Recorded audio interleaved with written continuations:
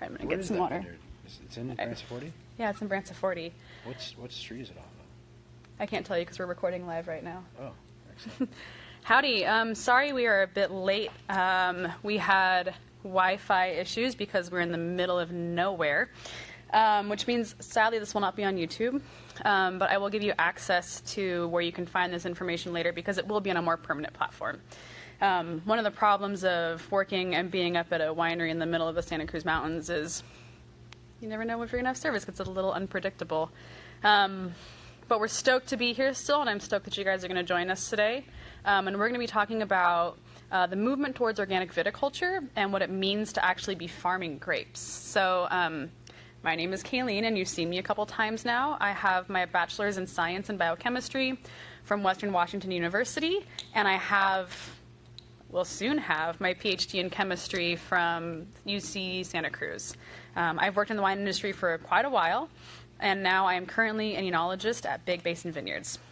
Want to introduce yourself, Ken?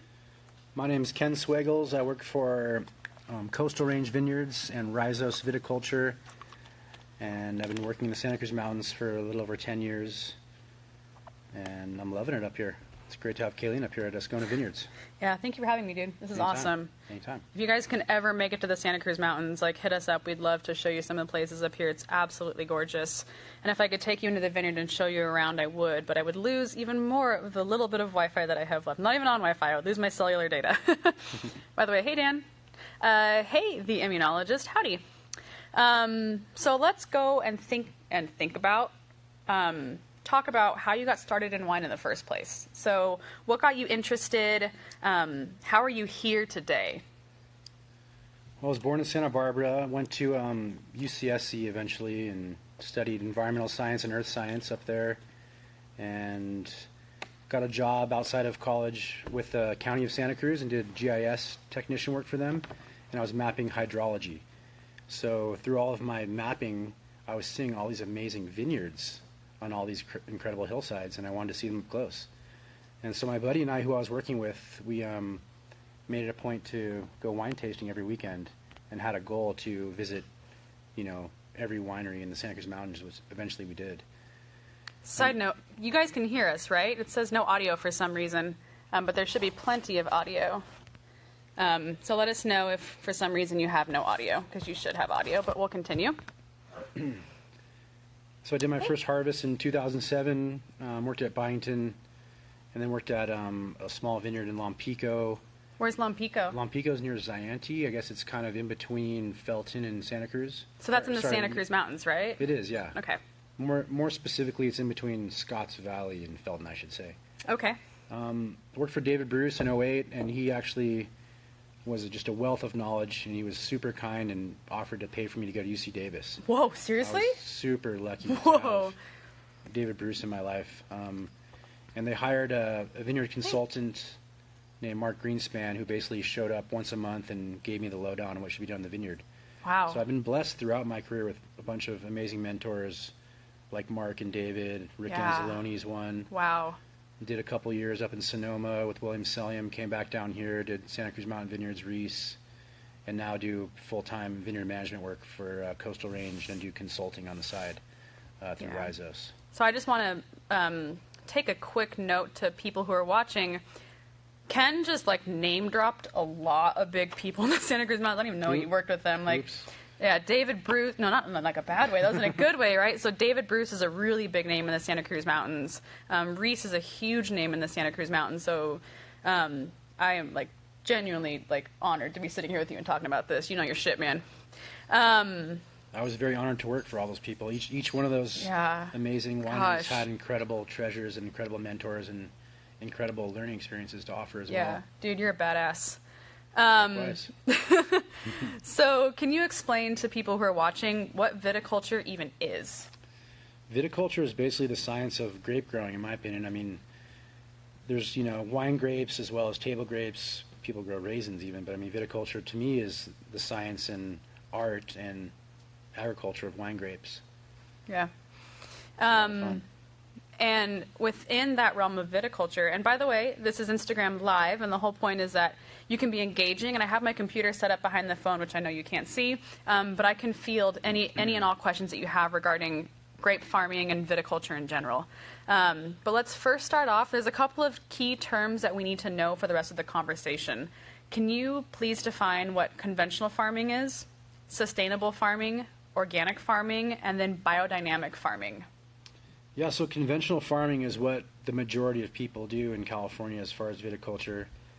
It's basically using everything in your arsenal that you can use to prevent disease pressure and grow the best quality crop. That means, spraying whatever you need to for powdery mildew, botrytis, spraying whatever insecticides for any pests you may have, and also using any sort of chemical fertilizers to amend the soil when you have any sort of nutrient depletions. Okay. So you're essentially taking whatever tool you need in your toolkit to combat inconsistencies in a vineyard.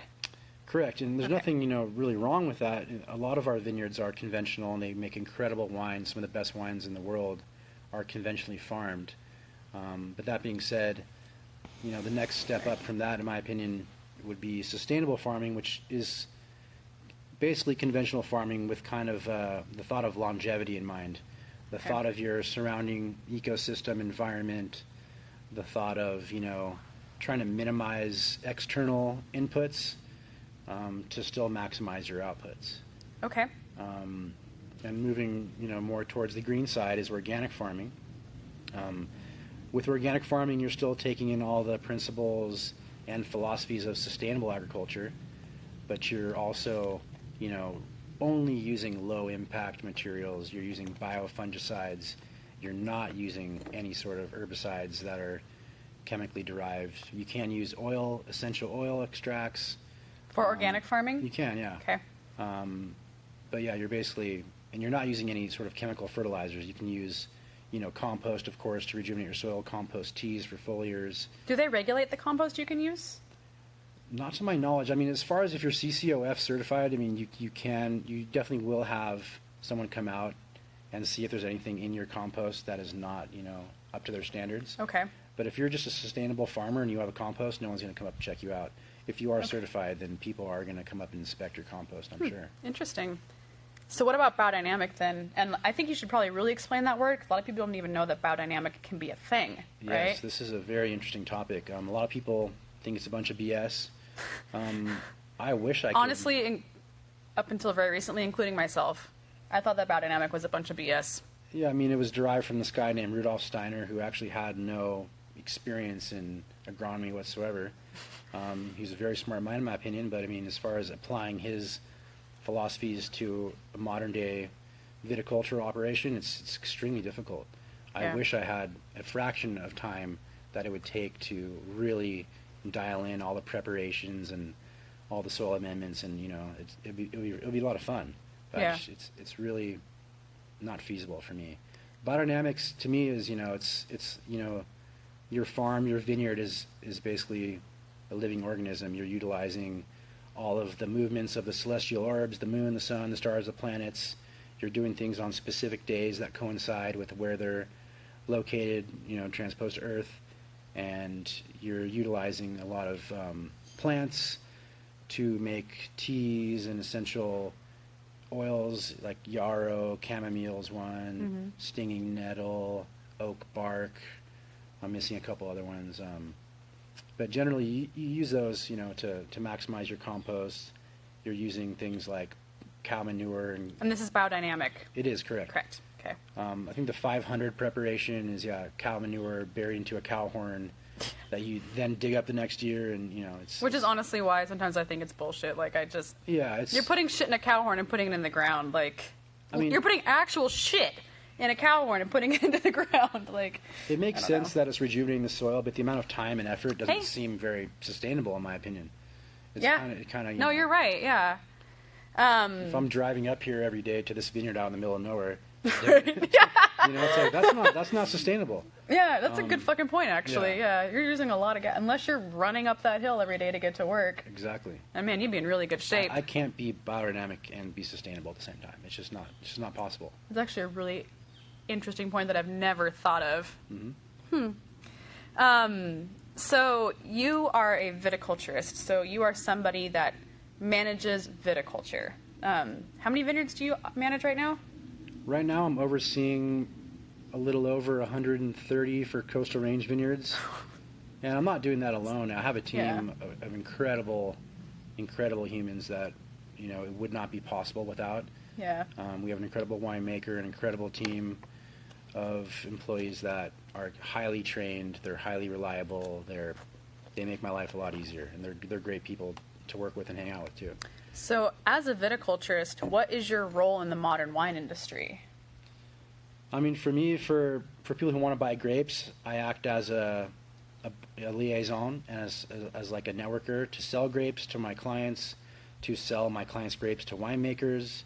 I'm in the vineyard, basically assessing what needs to be done, and I tell that, to our crews and say, to them in Spanish what needs to be done, and I'll oversee it sometimes if it's very meticulous or intricate, but in general, I'm just, going from vineyard to vineyard and scoping it out and then relaying the info. Okay. I'm also doing some, consulting on the side. So I work 4 days a week for Coastal, and then Fridays, sometimes Saturdays, I'm doing consulting. Winemaking consulting or viticulture? I do winemaking consulting as well, Okay. but mostly viticultural consulting. Okay. Yeah. So, what are the organic certifications? So, I should note, I think I've made it clear at some point in time, but I am in California, so I am in the Bay Area of California, and I'm in the Santa Cruz Mountains of California. And so, to keep things simple, because organic certifications can get pretty complicated pretty fast, we're going to be talking about California certifications particularly. But if you have any questions about anything else as far as like outside of California, feel free to ask. And if we can't answer it, we'll just be honest about that. But what are the organic certifications that a vineyard in California can get, and what do those certifications even mean? So the main one that most people talk about is CCOF. They're basically a organization that will come out and give you the opportunity to fill out a form and say, I'm spraying this, doing that, and they will tell you whether the materials you're using are certified via OMRI, which is Organic Materials Restrictions Institute, I believe. And basically, through that institute, they've all decided upon what you can and can't use, and everyone agrees that that's okay. Below CCOF is a sustainable certification. I think it's the CWSA, Sustainable Wine Growers of California Association, I believe. I should know this. But basically that means, you're a conventional farmer, but you're at least trying to utilize sustainability as your principal. And you are at least keeping in mind, the surrounding environment, the longevity of your vineyard, your environmental impact in general. Okay. And then further beyond that is another certification called Demeter, which is for biodynamics. Oh yeah, we were talking about this certification before we went live, actually. And this kind of chimes into, oh my gosh, I'm going to slay your name, I'm sorry. Mr. Alon Science, I'm assuming, or Miss Morale in Science, I don't know. Morale and Science, yeah, that's what it Yeah. So this person asked, isn't biodynamic just a subset under organic farming to make it sound more scientific? It is a buzzword. It is a marketing angle, but there is lots of philosophies and lots of theosophies, behind it that are much different than just, your day-to-day organic farming. It's really intricate. I mean, they're going through these guidelines that are very time-consuming, very time-sensitive, and pretty out there, in my opinion. But yeah, same. So why would somebody want to farm biodynamically as opposed to just farming organically?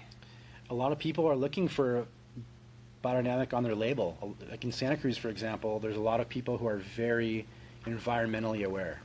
They don't want to buy food that's not organic. They don't want to buy wine that's not organic. Right. And if they have the choice to buy something that's even more organic, I mean, even more green, or even more... Or they think it's more green, hippie, right? Hippie, or, I mean, it is, potentially. It is, yeah. But it's a buzzword. It's a marketing angle. And it sells bottles. How many, I don't know. And if it's a wine better, they speak about, a vibrance in their wine, which, I've tasted many biodynamic wines, and none of them were, terribly faulted. None of them were so vibrant that it changed my life. But, they were interesting. I believe in Jesus now. Yeah. Oh my God! What? Oh my God! Who's up there? Where's the moon? Oh, that's why it tastes so good. Yeah. It is interesting, and I'd like to learn more about it. I'm studying it right now, and some of my clients want to do biodynamic, so I have to study it now to kind of fulfill their needs. Mm-hmm. So each day I'm learning more about it, and I don't want to say I don't believe in any of it because a lot of it makes a lot of sense. Yeah. What proportion of vineyards in the Santa Cruz Mountains right now within our AVA? So an AVA is an American viticultural area, and it is an area that has defined borders. And within that area, you can say that your wine is from that area if a certain percentage of grapes are actually from that area. And so that's anywhere from 75 to 85%, depending on where you're at in the United States. So the Santa Cruz Mountains has an AVA. They actually have a really cool AVA because it's designated by topography. And so the Santa Cruz Mountains is one of the few AVAs in the country that's designated by elevation. So you have to be within a certain elevation to actually grow grapes here and say they're from here. Tangent, but a cool tangent. So within the Santa Cruz Mountains AVA, how many vineyards are currently certified organic? I looked it up online actually the other day, and there's 8 that publicly, say, hey, we're organic, come check us out. I work at one of them. You do, indeed. A fantastic winery at that. Thank you. We manage numerous vineyards that are organic, that aren't certified. But the ones that are certified, that do make wine as estates, I think it's really good that they do publicize that. And there is a Santa Cruz Mountains organic wine trail, and that's incredible. I hope that it, continues to grow and grow. Yeah. And as far as the amount of vineyards that are organic, it's too hard to tell. Yeah. Because I meet new growers all the time, and they say, oh, I've been farming organically for 10 years. And I was like, well, shoot, no one knew that. And like, well, I don't care. I make my own wine. I grow my own grapes. And of course I'm doing organically. Why wouldn't I? Yeah. So now that we have a little bit of a background into what viticulture is, what farming is, what these buzzwords are, we're going to start diving, no pun intended, deep into the parts of viticulture that could be impacted by farming. So what impact does organic farming specifically have on the root system of a vine? And I guess I should even backtrack that a little bit and talk about what a vine even looks like. Because if you haven't seen a vine, A, they're really fucking cool. B, they can be kind of this mystical thing that magically grows grapes and you get wine out of it, and that's great. So within a vine, let's say we have a 10-year-old vine, moderately aged vine, you'll have a pretty deep root system that you can't see that goes down. And if, we're not going to get into pruning and all that shit, but you have a root system that goes pretty deep. You have a trunk that's, say, like yay big for like a 10-year-old vine that goes up. Off of that, if we're doing the vine that I'm thinking of, you're going to have a cane that shoots off, and off that cane you're going to have what are called cordons. Or sorry, other way around. You're going to have your cordon and then your canes that go off of it. And so we're going to talk about the roots, the stuff that's under the ground, the actual vine itself, which is complicated because of rootstocks, which I think Ken might get into potentially. Sure. And then within that system, you also have berries, which is the grapes that we ferment wine from. Yeah, that was the right English. So what impact does organic farming have on the root system of a traditional Vitis vinifera grape-growing vine? Well, Vitis vinifera, if you're thinking about roots, there's not many own-rooted vines in the Santa Cruz Mountains, first of all, because of phylloxera. A lot of it's Vitis riparia, Vitis rupestris, Berlandieris, some champigny. Can you briefly talk about that? Sure. Why the rootstock is different in here? Because it's fascinating. Yeah, so first of all of those Vitis varietal or species are phylloxera resistant, first of all. What is phylloxera? Phylloxera is a root louse that actually wiped out, a bunch of wines in Europe as well as here. And so once we realized that, it was like, okay, well, let's source some other Vitis species that is not so susceptible. Yeah. And vinifera happens to be quite susceptible. Yeah. So, and Ken's kind of underplaying a little bit because we don't have time to get into it, but just the vast destruction that phylloxera was on the wine industry. This louse completely terrorized a lot of Europe, with the exception of a lot of parts of Spain. which is kind of crazy. Yeah, well, the phylloxera tends to proliferate in specific soils and temperatures. Oh, I didn't know that. Yeah. Cool. And phylloxera also wiped out part of the U.S. agricultural wine grape production as well. So, big deal, actually. There's a few really awesome own-rooted vines in the Santa Cruz Mountains and Ben Lomond Mountain that are like pure sand that phylloxera hasn't affected at all. Wow. And they're incredible. That's super cool. Vinifera is actually quite vigorous. Just a quick rundown on rootstocks. Thank you. Rupestris is... And these are the species of rootstocks within Vitis? Correct. Genus Vitis, Rupestris is a drought-tolerant one that tends to, go deep-rooted.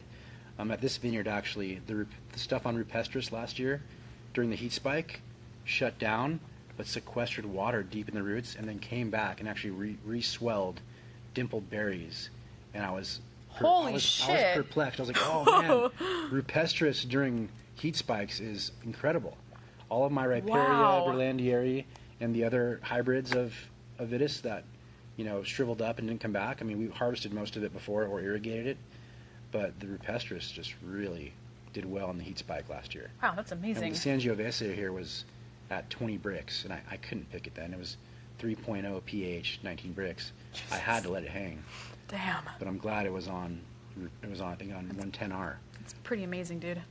Riparia is a more water-loving Riparia, like a riparian zone. It's a more water-loving Vitis species that is less drought-tolerant and likes, more higher vigor soils.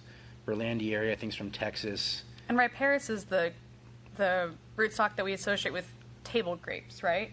Or is that not true? That I don't know. I can't speak to that. Okay. RG is a classic one.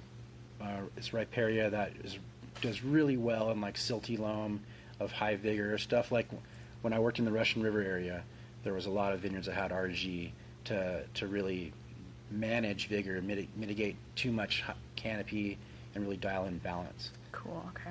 Berlandieri is one from Texas that is very drought tolerant as well, but actually seems to do the best when hybridized or crossed with either Rupestris or Riparia. Cool. Like 420A is a good one. That's, I think, Berlandieri, Riparia. That's a great rootstock. Cool. So then, what is the impact of organic, I guess, as opposed to conventional farming on a root system?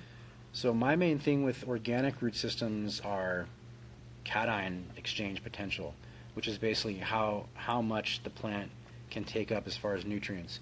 I feel like in conventional farming, a lot of farmers are using herbicides. They're using pre-emergence. They're using Roundup. They're using Chateau, Gold, whatever it is that they're using to, just minimize the amount of weeds that are underneath their vine rows. Because a lot of times they have tractors like this one here that, can't go underneath the vine rows, so they have to, minimize that with sprays. By doing that, they are minimizing the amount of mycorrhizal influx in their soils. So mycorrhizae is, like the Latin term means like mushroom roots. It's basically a fungal symbiotic relationship with plant roots that really enable it to maximize cation exchange, water intake, and just they really dial in young vineyards especially. Yeah. So like we always inoculate our young vineyards with mycorrhizae if we can, and I really think that herbicides diminish that. So an organic root system to me is way more healthy than a conventional one. And it's cool to think about too, and maybe I know if Susanna's still watching, she can maybe chime in on this, because Susanna is a plant microbiologist. She studies Arabidopsis. Oh, cool. Yeah, it's super cool. But within the root system of a plant, they have, yay, microbes! Within the root system of plants, Susanna, please correct me if I'm wrong, there are sodium-potassium channels that regulate the influx of the cations that you're talking about. Mm-hmm. And those cations create a proton motive force, and that proton motive force has a direct effect on how much energy a plant can even have to sequester. And so if you are in a situation where you are inhibiting cationic uptake into a root system, you're inhibiting just overall vigor of that plant. True. Which I think is probably incredibly important in the early stages of vine production. Yeah, vigor as well as phenolic potential. One of the hardest things for a plant to uptake in some of these soils is like potassium. And a lot of it's sequestered. I didn't totally botch that. That's great. That was right on. And like potassium's super key for phenolic potential of wines. What do you mean when you say phenolic potential of a wine?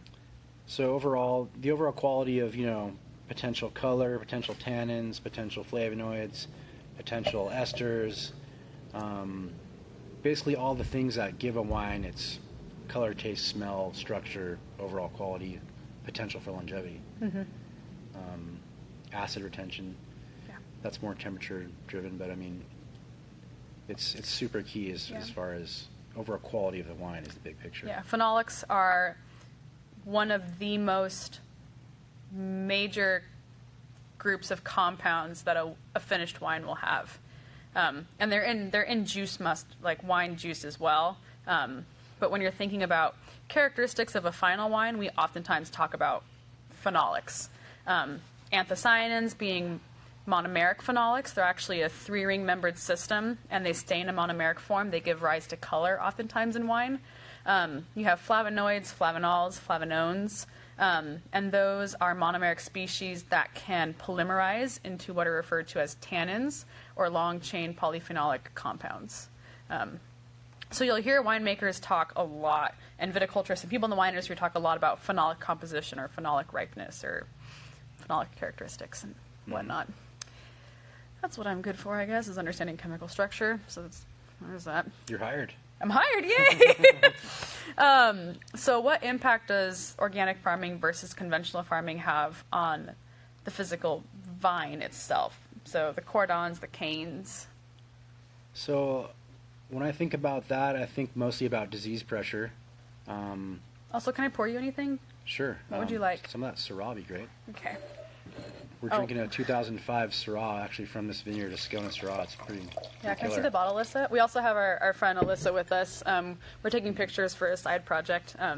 So we are at Ascona Vineyards right now. We're drinking the 2005 vintage. How old were these vines when do you know, when these? That I don't know. We took over management of this vineyard, I think, 3 or 4 years ago. Maybe it was 4 years ago.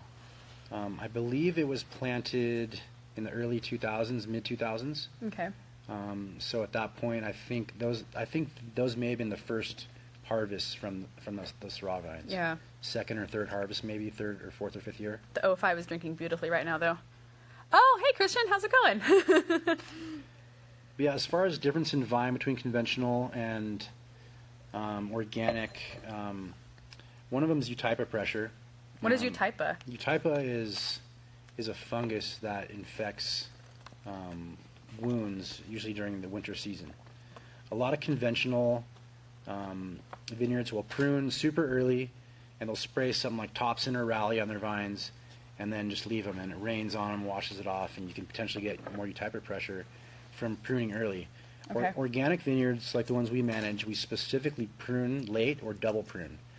Okay. What I mean by double pruning is going through, and if it's cordon pruned, we'll cut to about 12 inches across the whole way. If we see any sort of dieback or any blind spots, we'll leave some replacement canes around the head. Yeah. To leave options for the guys when they do prune if they want to lay down new wood. Okay. Okay. Yeah. If it's cane pruned, we prune it like right before bud break.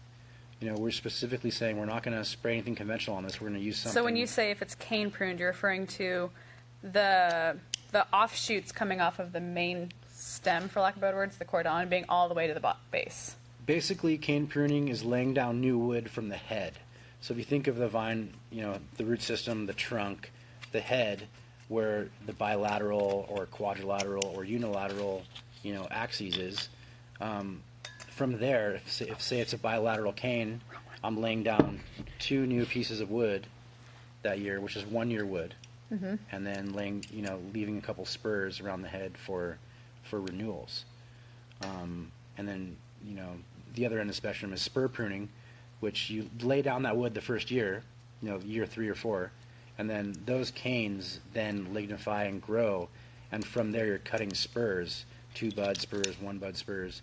Some guys even leave 3 bud spurs if you're trying to crop more. And then from those spurs, canes grow out, and then each year you prune back to specific spurs on that cordon. So with respect then towards organic farming and vine health, it's primarily fungal issues then? That's not primary. I wouldn't say primarily. That's the first thing that came to my head. I could speak on a bunch of other aspects that are different. That's the main one. Okay. Vine spraying is huge as far as conventional versus organic. As far as vine health, we spray a lot of foliar implements to actually strengthen the vine to make them less susceptible to disease pressure. And a lot of conventional vineyards, they just spray prophylactically no matter what. Every 14 days, every 21 days, I'm going to spray this, strobilurin, or I'm going to spray this quino, and I'm going to spray this neonicotinoid for insecticides. I just lay down a lot of jargon, but basically those are all types of, systemic fungicides or insecticides to basically ensure you have a high quality crop without even necessarily having an infestation or an infection. Okay. Whereas in organic vineyards, I'm going to go out there, I'm going to monitor it. I'm going to say if it doesn't have it, I'm not going to spray for it. But in the meantime, I'm going to spray something like, Regalia is a killer product that I can spray that actually makes the plant think it has powdery mildew, and it'll release proteins to strengthen it. It'll encourage the jasmonic cycle. What's the jasmonic cycle? Jasmonic acid. That makes you sound like a bunch of jazz dancers are coming through and like waving jazz hands, and but it's a cycle of them all waving jazz hands. It's a bunch of jazz dancers with harmonicas in a cycle. And they go around your vineyard. It's very biodynamic. It's basically an acid that plants can create, that does produce proteins and does produce other compounds to strengthen the plant and to make it less susceptible to things like powdery mildew and later in the season botrytis and other types of rot. So we did have a question come in, and I'm writing all of this stuff down, by the way. So someone asked, I think it was Carl, I have to go back and look, is there a special type of fertilizer used to help in vine growth? Yeah, as far as organic or conventional, as far as conventional, people at the end of each harvest will do a classic NPK of like a triple 15. Because if you're... What? Triple. Sorry, one more time? Nitrogen, potassium, phosphorus. Okay. Or nitrogen, phosphorus, potassium, actually, NPK. Basically, those are the main nutrients that plants need to maximize vigor and photosynthetic potential. There's tons of micronutrients. Some of the main ones for grapevines are, calcium, manganese, molybdenum, zinc, boron, tons of other ones. But a lot of those can be sprayed via foliar. So in our organic vineyards, we're doing a lot of pre-fruit set sprays for like a classic one is Calbor Moly, calcium, boron, molybdenum. Mm-hmm. We'll do petioles, which basically is where we take the petiole, which is what connects the leaf to the shoot, and we take the one opposite the cluster, the basal mm-hmm. cluster, and we'll take 100 per block or per varietal. Yep, I did this not too long ago. Mm-hmm. Petiole sampling. And we'll dial in, we'll get an analysis of what our NPK is, as well as all of those micronutrients. And then from that, we can extrapolate how much we need to put back into the vineyard to maximize balance, photosynthetic potential, polyphenolic potential, mm-hmm. and all the other aspects to grow quality wine grapes. So I'm just going to ask you one more time to quickly go through your background, because Susanna, who is watching, is a microbiologist who studies Arabidopsis, and she just wants to know quickly what's your background, because she says, you seem to know a lot about this. My background? Well, in college I studied a lot of geology. I studied a lot of ethnobotany, entomology. My mom was a microbiologist. She taught me a lot growing up, just as far as, things on the small scale, no pun intended. But, and then after that I went to UC Davis when I was at, David Bruce, and I learned a lot about viticulture via the UC Davis extension. Which UC Davis is one of the biggest schools in wine and viticulture that you can go to. And then other than that, my whole life I've been really interested in biology, and I had my dad was super into the stars and birds. We were really avid ornithologists growing up. Cool. When I was growing up. That's right. So birds and vineyards. Going back to organic. Raptors and owls and stuff. I'm super dialed in with the biodiversity of raptors and nocturnal and diurnal ones. And basically, I learned a lot on the side because I was interested in it. I read a lot of books and stuff on viticulture and biology and chemistry. Someone says nice hat. Oh yeah, this is from Mexico, I think. Oh, sick. Yeah. Someone said, I don't know what this word, do you know what neonics are? I don't. I'd like to learn about it. Okay, so we can't answer your question. I'm sorry. So I guess that's the end of that. Do you use any trace nutrients like volcanic ash or seaweed concentrate? Yeah, we do. I've never used volcanic ash in vineyards. I think like azomite's a good one. Glacial deposits and stuff like that. Those are really expensive as far as to be cost beneficial to my clients, to really take the money and time to get like literally tons of that into a vineyard for an output that I can't guarantee is a tough sell. Oh yeah, we should mention really quickly, when we say a ton, that's actually a really common metric unit in wine, and winemaking. So you're typically, to make wine, the lowest you're going to really get in is like a half a ton. And so when someone drops numbers like a ton of fruit, they mean like a metric ton of fruit, not just like, oh, I got a shit ton of fruit. Like, it's a boatload. It's actually a boatload of fruit, yeah. All right. Well, back to seaweed though. Seaweed. We use we do use actually some seaweed extracts. I think one of them is Vitizyme. We've been doing a lot of experimentation with that actually with our new vineyards. Oh, We've been spraying the roots before we plant, which actually we did a trial in this vineyard.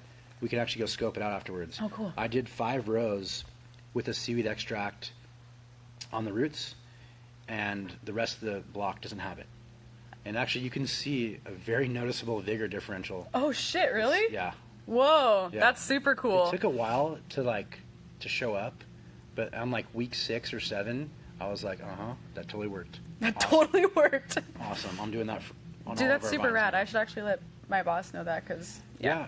We did a couple other, not necessarily trials, but experiments on vines we grafted this year. What does So, grafting mean? Grafting basically is where you have a specific scion or a varietal on a rootstock that you no longer want to cultivate. Say, for example, in this vineyard, it was Chardonnay that we're grafting over to Syrah. Okay. So we sourced some certified budwood, and we trunked the vines, basically just left a trunk there, cut off all the cordons, and then, cut a little sliver in the side of it, put a little new bud in there, taped it over, and then hoped it would shoot out. Yeah. And Pray to God it sticks. we did it we did it in 2 vineyards, side by side, different owners, but on the same road. One of them we didn't water. One of them, they watered too much. There was a super high water table there, and they're like, oh, you said to water once a week. And I said, who said that? Turned out one of our other owners said that. Lovely. Anyways, it was overwatered.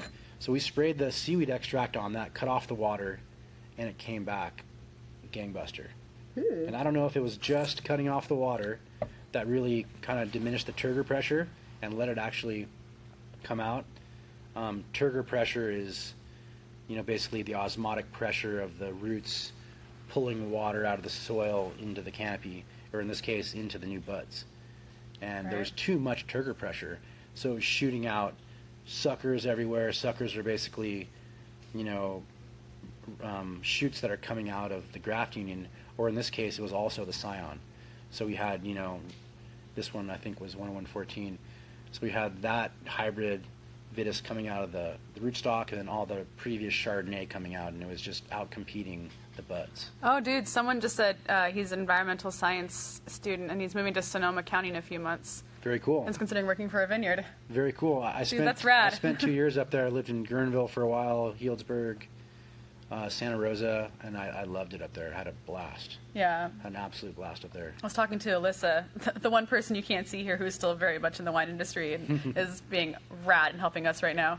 We were talking up on the way here, and I was saying I don't know a lot about Sonoma, which is sad because we're not that far away, but I really want to learn more about Sonoma as well. Yeah, working for William Sellium, I was super lucky enough to work with vineyards on the Sonoma coast, Russian River, and Anderson Valley, and I think some in Hollister too. There was a Vista Verde vineyard down there. Oh, cool. Anyways, it was all over. It was really cool. That is rad. And I got to work with the really incredible vineyard manager there, Chris Boland, and he taught me tons on viticulture too. I was really blessed That is so awesome. to work with Chris. He's the man. I think I need to check what time it is. I have my phone right over the time. And I always, unfortunately with this Instagram Live thing, is it only tells you when you have 30 seconds left. So you're like going on and having a good time, and all of a sudden it's like, oh, by the way, you're screwed. You have 30 seconds left. So I actually have to time this. So how does organic viticulture affect, because this is one that I think is really interesting, and I think a lot of the scientists will really enjoy on this, is how does organic viticulture affect virus pressure? Virus pressure. How big of an issue are viruses within vineyards? Huge right now. Huge. So one of the main things I think about, going back to monitoring our organic vineyards, I'm walking through more often. I'm seeing more drought pressure, or drought stress, I should say. The last 4 years, I've seen virus pressure skyrocket because certain vineyards that we had been dry farming, I'm seeing dead vines everywhere. It's like, what's going on? It has either Xylella fastidiosa, which is Pierce disease, or it has leaf roll, or red blotch, or some sort of trunk disease. But Xylella is the main one that's been killing them. Do you know what kind of viruses these are? I don't. Okay. Specifically, like what type of virus it is, I don't. I should know that. Okay. Sorry, I just threw under the bus for a second. Like a spirochete or something like that. Yeah. I don't know. Hey, Pat. I think, I used to know that. I should look back at my notes on that. But basically, virus pressure for us in the organic vineyards, there's becoming, more readily available certain products we could spray to mitigate that. Like thyme oil is one of them. Thyme oil can actually mitigate a red blotch. That actually works? I haven't done it specifically. I've sprayed thyme oil on some vineyards. I haven't seen results as far as I sprayed this block and I didn't spray this block. But since I read about, people who are doing that and it did work, I sprayed it anyways. Okay. And we haven't seen the results yet. Well, like last year, it was so hot that was the first year we used it, and that heat spike made everything ripe. And the main problem before that was my red blotch vineyards weren't getting ripe quick enough. Right. And they were lacking in anthocyanins, and they're making good rosé wines, but they weren't necessarily making, the big, bold wines that my buyers wanted to bring into their cellars. Right. So last year, we sprayed thyme oil, but it also got to 115 degrees in some of those areas. Jesus Christ. And whether it was through desiccation alone.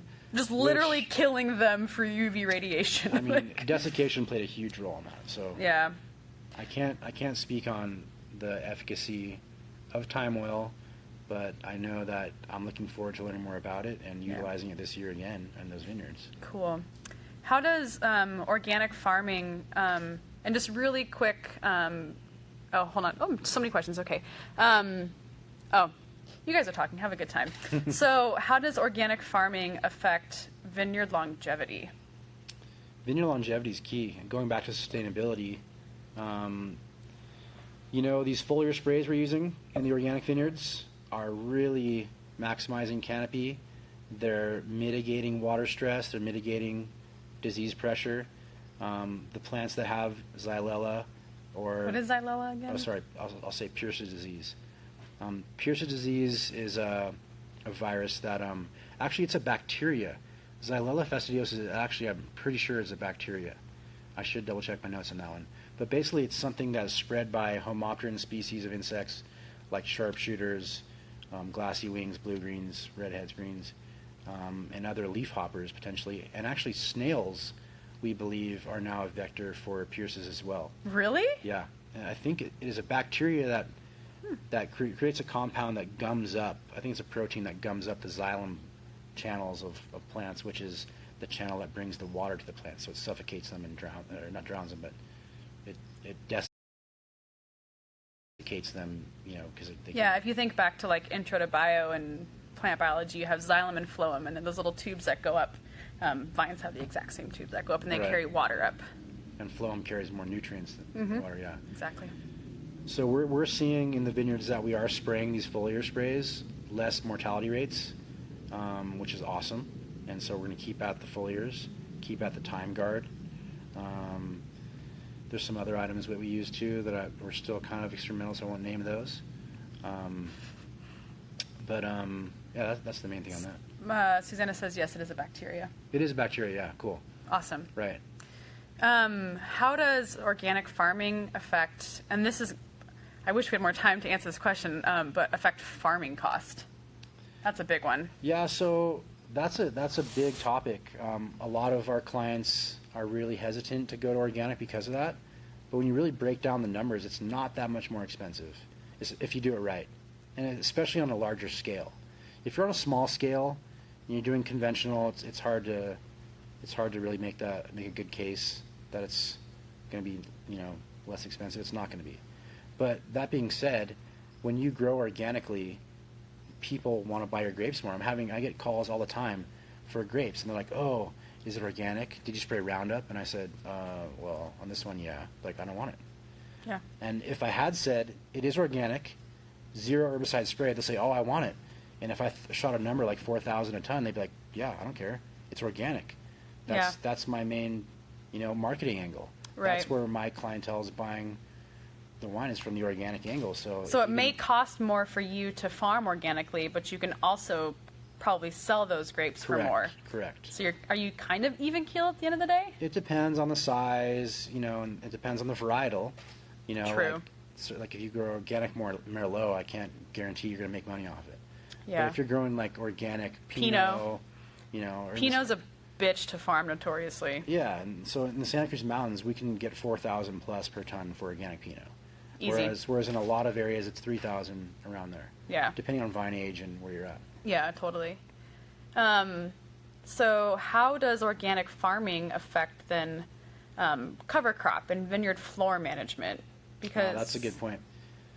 Or a good field to talk about. I mean, so for example, looking at this flail mower here. The what over here? A flail mower. Oh, right, flail mower. A flail mower, which is basically the opposite of a rotary mower. Rotaries go this way, flails go this way. It's like a rototiller, but above ground. It's a really big-ass lawnmower is what it looks like. In the organic vineyards, we're not fertigating or fertilizing with chemical fertilizers like nitrogen-enhancing things like potassium nitrate or ammonium nitrate, stuff like that. We're utilizing cover crops that are legumes that nitrogen fix.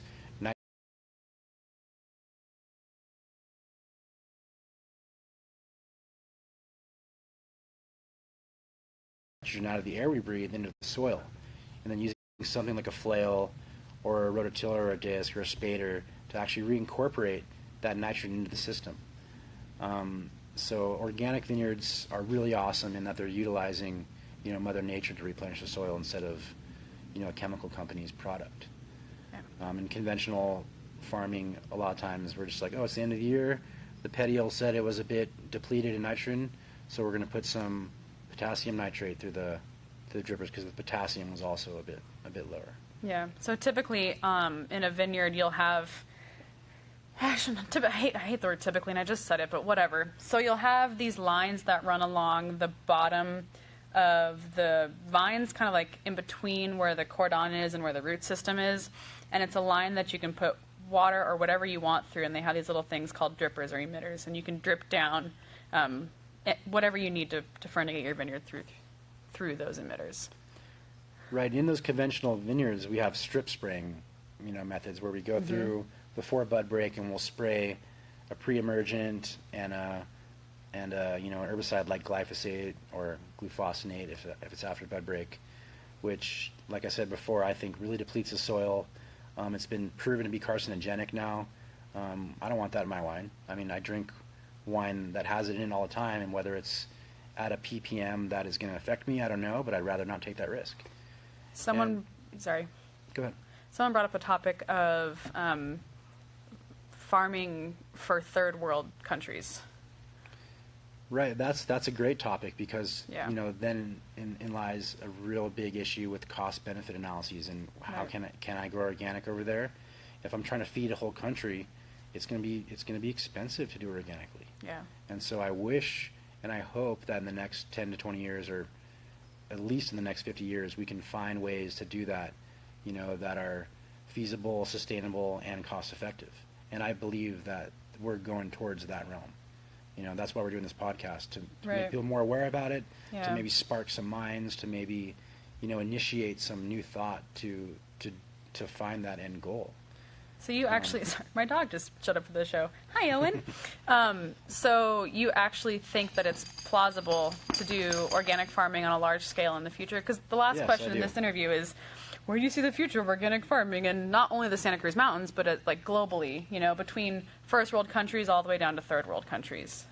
I do believe that is a feasibility, and I hope it's sooner than later. Yeah. I don't have the solution today, but you can't solve all the world's problems today, Ken. You're fired. The night's still young. Night's still young. Do we need to worry about random carcinogens if ethanol is classified as a Category 1 carcinogen on its own? From a lover of wine. Moderation. Dude, seriously, moderation. Drink in moderation. If you drink one glass of wine a day, doctors say can be healthy.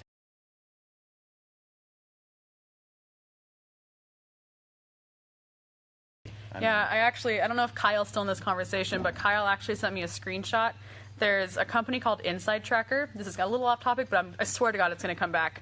There's a company called Inside Tracker that will take your blood tests, take a blood analysis for you, and say like, oh, you're short on this nutrient, so up on your eggs or whatever to compensate for whatever nutrient is you're missing. Mm-hmm. And his actual screenshot was, you are low on anti-inflammatories. We suggest drinking 1 to 2 glasses of wine a night. Yeah, it's different for everyone. Wine's not for everyone. Right. Beer's not for everyone. Indian food's not for everyone. Yeah, it just depends on the person. Yeah, true. I love wine. I love Indian food. Yeah, so it depends. Ethanol is a class 1 carcinogen, but a lot of things that we eat on a daily basis without even thinking about it are also class 1 carcinogens. True. But the difference between ethanol being a class 1 carcinogen and other class 1 carcinogens is that our bodies have evolved to take care of that carcinogen, and that's in the means of alcohol dehydrogenase. So alcohol dehydrogenase will take about 90% more or less of the ethanol that goes into your system, convert it to acetaldehyde, and that acetaldehyde will get flushed through your kidneys. Mm-hmm. And so while we are consuming a carcinogen, from the USDA perspective, we have the biological capacity to deal with it. So, fuck it. Yeah. And drink in moderation. I agree. Always have water with you. I guess on that note, we're going to actually run out of time here pretty soon. So is there anything that you want to promote for yourself or let the listeners or the viewers be aware of as far as personal projects or whatever it is that you want to promote?